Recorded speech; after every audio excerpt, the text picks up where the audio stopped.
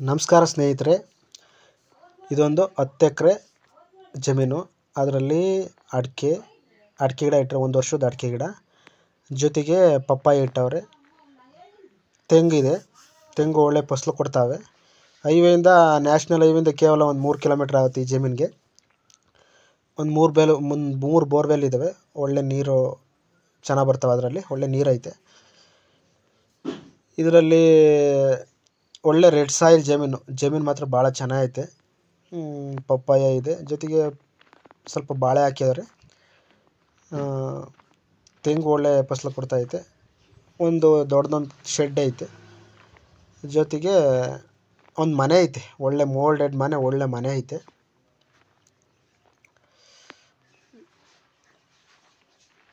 ಒಂದು ವರ್ಷ ತೆಂಗು ಒಂದು ವರ್ಷ ಅಡಿಕೆ ಗಿಡ.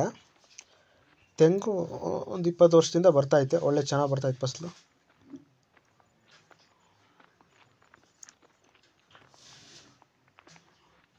ಅದರಲ್ಲಿ ಮಧ್ಯೆ ಒಂದು ಬಾಳೆನೂ ಇಟ್ಟವ್ರೆ. ರೆಡ್ ಸಾಯಿಲ್ ಜಮೀನು, ಭಾಳ ಚೆನ್ನಾಗೈತೆ ಭೂಮಿ.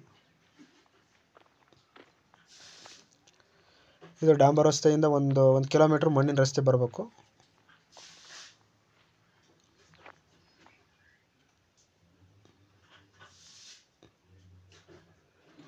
ಜನರಲ್ ಪ್ರಾಪರ್ಟಿ,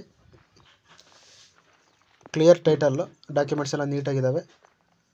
ತೆಂಗಿನ ತೋಟ ಭಾಳ ಚೆನ್ನಾಗೈತೆ. ರೆಡ್ ಸಾಯಿಲ್ ಭೂಮಿ, ಭಾಳ ಚೆನ್ನಾಗೈತೆ ಭೂಮಿನೂ.